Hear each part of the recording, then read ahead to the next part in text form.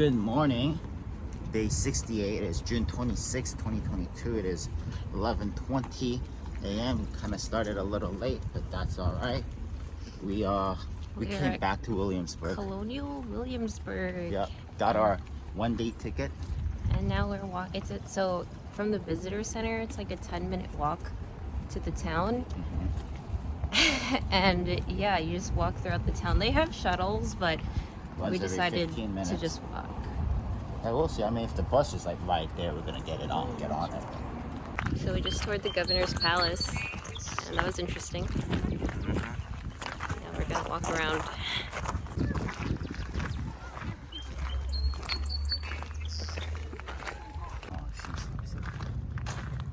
Good stuff is going to be over on the other side. What would be used upstairs?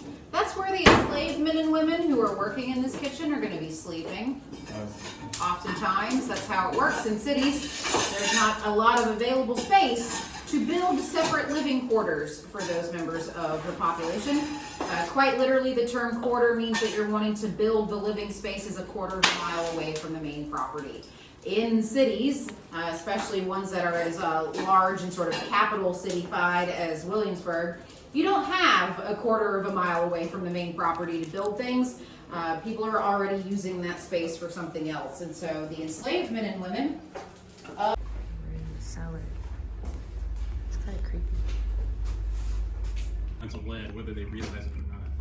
You know what that reminds me of? Over a century later, the Radium Girls.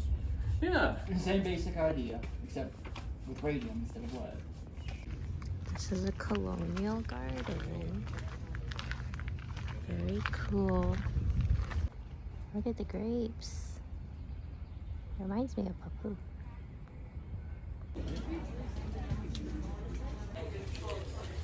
It's the old tailor's house. This used to be a real tailor shop in the 1770s. That's I want to cool. put my glasses on so I can really enjoy this.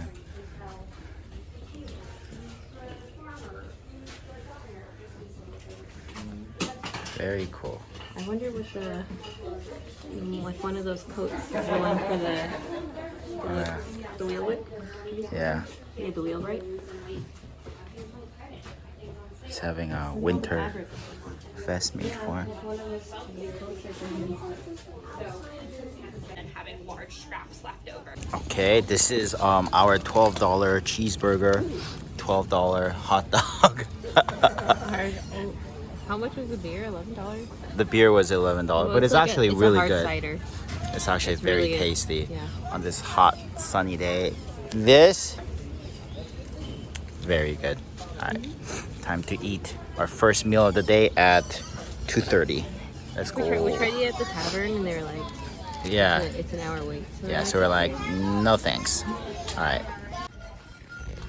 They're working the blacksmiths. Let's go inside. Eventually become inner.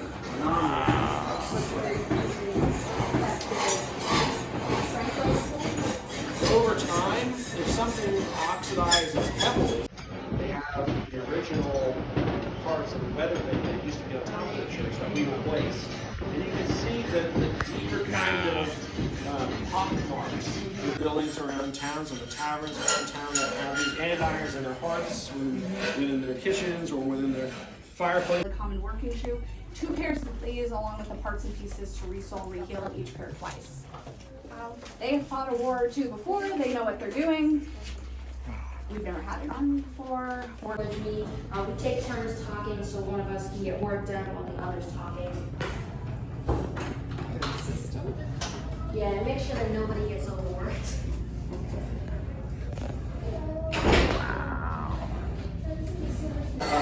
Look at this cute little tavern. We just came in for some beer, but I think we're gonna get some food as well. They have like desserts. Yeah. They have appetizers. Because the burgers and hot dog we had earlier with chips was very sad. Wait, what do we get? The deer mum spice. All right, go for it.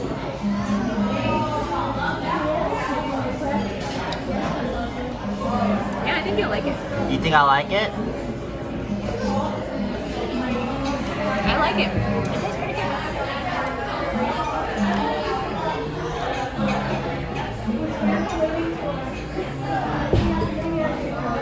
Not bad. You don't like Okay, it. let's figure out what we're gonna get. So this menu, the recipes are the original recipes, and the way they're served is as if they were served back in, I guess, 1700s. So very cool. 이 레스토랑이랑 이 음식 메뉴가요 다 여기서 1700년대 때 먹었던 음식들이래요. Very cool. So what did we get? The crock of cheese. Crock of cheese. So the Apparently this is what it's supposed to look like. What it would have looked originally, yeah. And your vegetables would be pickled because you know it's hard to keep food for a while. like in the 18th century. Let's dig in.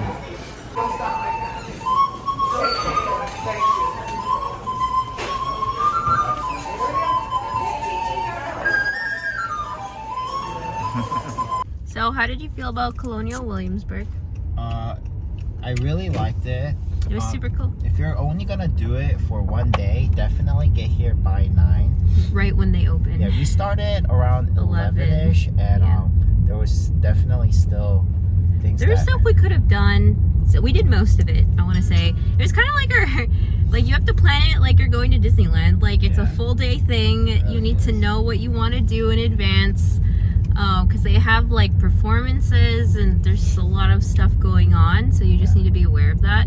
But just so you guys understand, it's like a public street, so you can walk through it. Yeah, anyone can go. It's just when you try to enter a Certain buildings. certain building, you're not allowed in. Unless you have paid in Now, advance. and the tickets are basically $50 per person. So it's kind of pricey.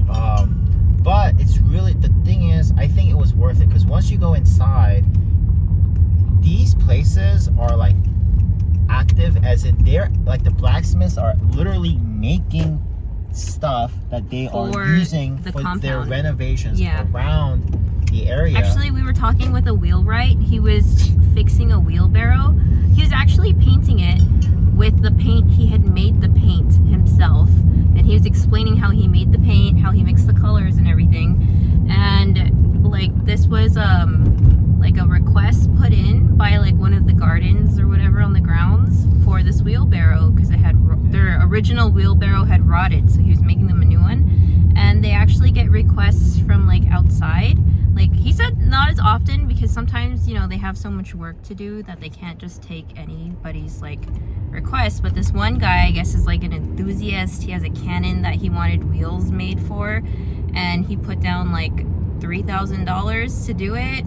And so they're doing it for him as like, I guess it's like if you know the right people. But it was just kind of cool to hear like how, yeah, they'll do that. Or like for other museums, they fix things for them.